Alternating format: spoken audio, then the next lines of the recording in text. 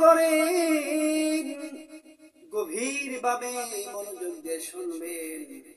আপনাদের মাঝে আমি এমন একটা আলোচনা আজকে তুলে ধরছি বাজান, আমার বাজানরা ভাইরা আমার। হযরতে এরকম ভাবে বিভিন্ন ভাবে অহংকার যারা করবে, অহংকারে তাদের পতন হয়ে যাবে। অহংকার করলে আল্লাহ রাব্বুল আলামিন জিন্দেগীর সকল সওয়াবগুলো অহংকারের কারণে আল্লাহ তাআলা বরবাদ করে ফেলবে। জোরে কন্যা নাউযুবিল্লাহ। অহংকার করা যাবে না। অহংকারীকে আল্লাহ রাব্বুল আলামিন শাস্তি দিবে কেমন করে? তার জীবনে যতগুলো আমল সে করেছে কেন, যতগুলো আমল, নামাজ, রোজা, হজ, যাকাত, দানশীলতা, তারপরে বিভিন্ন রকমের সদকা যারা যারা করেছে, আল্লাহ রাব্বুল আলামিন একটা অহংকারের কারণে আল্লাহ রাব্বুল আলামিন সমস্ত আমলগুলো বরবাদ করে ফেলতে কোনো টাইম লাগবে না। আল্লাহ বলবে কুন ফায়াকুন, বলতে দেরি হতে 1 সেকেন্ডেরও টাইম লাগবে না। অহংকার কোন মুসলমান বান্দা বান্দি যদি করে, তাহলে তার 1 সেকেন্ডের ভিতরে সমস্ত আমলগুলো এরকম ভাবে ধ্বংস হয়ে যাবে, বিলুপ্ত হয়ে যাবে, ধরে যাবে। ধরে বলেন ঠিক না ঠিক? লোকটা যদি হাজি হয় কিংবা আলেম হয়ে যায়, লোকটা যদি হাফেজ সাহেব হয়ে যায়, বড় ইমাম কিংবা বড় ধরনের লোক যদি হয়ে থাকে, একবার যদি অহংকার ভিতরে থাকে, অহংকার যদি ভিতরে থাকে, আপনি মুখ দিয়ে বললেন অহংকার করি না, কিন্তু আল্লাহ তাআলা অন্তরের খবর ভালো জানে। জোরে বলেন জানে কি জানে না? আল্লাহ তাআলা আপনার অন্তরের খবর ভালো জানে। আপনি কি বলতে চাচ্ছেন, কি করতে চাচ্ছেন, আল্লাহ তাআলা ভালো জানে। হযরত ইমাম গাজ্জালী রাহমাতুল্লাহ আলাইহির একটা ঘটনা আপনারা শুনেন।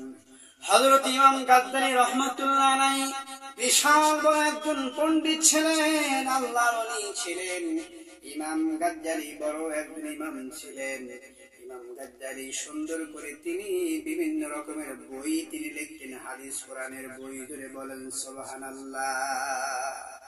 ইমাম গাজ্জালী, এই ইমাম গাজ্জালীর ঘটনা শুনলে আপনি অবাক হয়ে যাবেন। এই ইমাম গাজ্জালী মাঠে নামাজ পড়াইতেন, বড় ইমাম ছিলেন, বড় এরকম ভাবে আমলদারি লোক ছিলেন। যখন নামাজের মুসল্লায় দাঁড়িয়ে যেতেন, ইমাম গাজ্জালী মনে মনে বলবেন আমি সবচেয়ে বড় ইমাম। যখন এরকম ভাবে কোন ধরনের বই তিনি লিখতেন, তিনি মনে মনে বলতেন আমি সবচেয়ে বড় লেখক, আমার বড় বড় রাইটার দুনিয়ার জমিনে আর কেউ নাই। যেরকম ভাবে যতগুলো দান সৎকার করতেন, আমার মতো দানবীর দুনিয়ার একটাও নাই।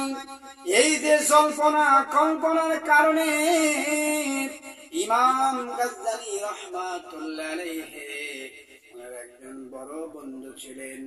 ইমাম গাজ্জালী রাহমাতুল্লাহ আলাইহি ওনার বন্ধু সুন্দর করে এরকম ভাবে স্বপ্নের ভিতরে দেখে ইমাম গাজ্জালী রাহমাতুল্লাহ আলাইহি মারা গেছেন। দূরে করে ইন্না লিল্লাহি ওয়া ইন্না ইলাইহি রাজিউন। দূরে কন্না সুবহানাল্লাহ।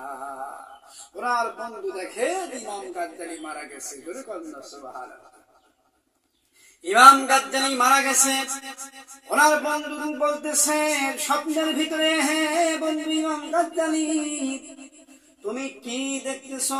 আল্লাহ তোমার জায়গা কোথায় দিয়েছে? ইমাম গাজ্জালী রাহমাতুল্লাহ আলাইহি বলেন আল্লাহ রাব্বুল আলামিন কি ব্যবহারটা আমার সাথে করলো? আল্লাহ রাব্বুল আলামিন বলল, হ্যাঁ ইমাম গাজ্জালী, সুন্দর করে তুমি এরকম ভাবে জাহান্নামের দিকে চলে যাও। জাহান্নামের দিকে আল্লাহ তাআলা আমাকে বললেন যেতে। জোরে কন্না নাউযুবিল্লাহ। তখন ইমাম গাজ্জালী বলেন, হে আল্লাহ, তুমি কিসের জন্য জাহান্নামের ভিতরে যাও?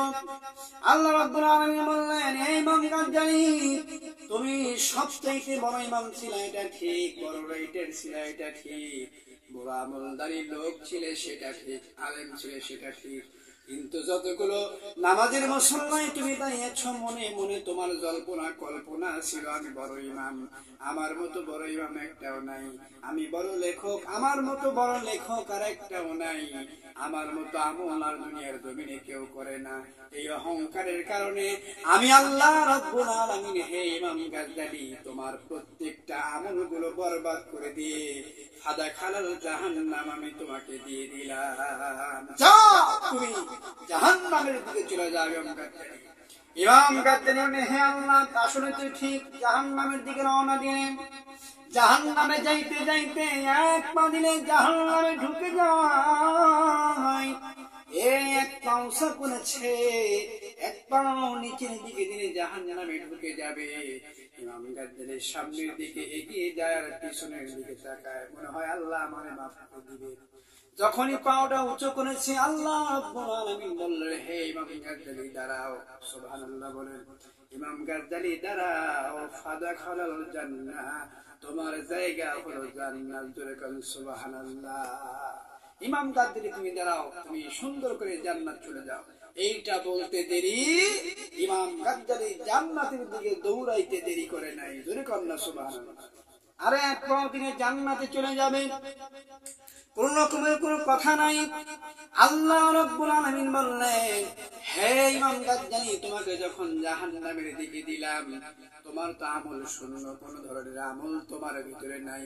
আর যখনই এরকম তোমার জায়গা তো জাহান্নাম, তোমার কেমনে ভাবে তোমাকে জান্নাতে দিলাম, এটা না শুনেই তুমি কি কারণে জান্নাতের দিকে দৌড়াইলা? আল্লাহ রাব্বুল আলামিনকে ইমাম গাজদালি রাহমাতুল্লাহ আলাইহি বললেন আল্লাহ আমি খুশিতে আত্মহারা হয়ে গেছি, আমার এইটা বলার মতো খেয়াল ছিল না। সুবহানাল্লাহ। আল্লাহ বলেন হে ইমাম গাজদালি তুমি সুন্দর করে একদিন এরকম কোরআন হাদিসের বই তুমি লিখতেছিলা, বই লিখতে লিখতে ক্লান্ত হয়ে পড়েছিলা, তোমার হাতে কলম ছিল, স্ত্রী থাকা অবস্থায় কলমের কালি একটা মাছি ছায়া তার তৃষ্ণা মিটাইছিল। আর একটা রাইটার একটা বইয়ের ভিতরে এসেছে, একটা কিতাবের ভিতরে এসেছে, একটা মা তার সন্তানকে কোলে নিয়ে আসতেছে, তোমার হাতে ফুল ছিল, আর ওই সন্তানটা ফুল দেখে কান্নাকাটি শুরু করলো। হে ইমাম গাজদালি তুমি ওই সন্তানকে ফুল দিয়ে খুশি করেছিলা, আমি আল্লাহ রাব্বুল আলামিন এই দুইটা কাজের বিনিময়ে খুশি হয়ে এই উসিলা করে তোমাকে আমি জাহান্নাম বাতিল করে জান্নাতে তোমাকে দিয়ে দিলাম। জোরে কান্না সুবহানাল্লাহ। তাহলে লা তাকনাতু মির রাহমাতিল্লাহ ইন্নাল্লাহা ইয়াগফিরুয যুনুবা জামিআ। আল্লাহ রাব্বুল আলামিন বলেছেন হে বান্দা বান্দীরা তোমরা রহমত হতে নিরাশ হয় না, আর রহমতের ভিতরে যদি তোমরা থাকো যে কোনো উসিলা ধরে তোমাকে আমি জান্নাতে দিয়ে দিব। জোরে কান্না সুবহানাল্লাহ। ঈমানের পথে অবিচল থেকে আমার মরণ যেন হয়, ঈমানের পথে অবিচল থেকে আমার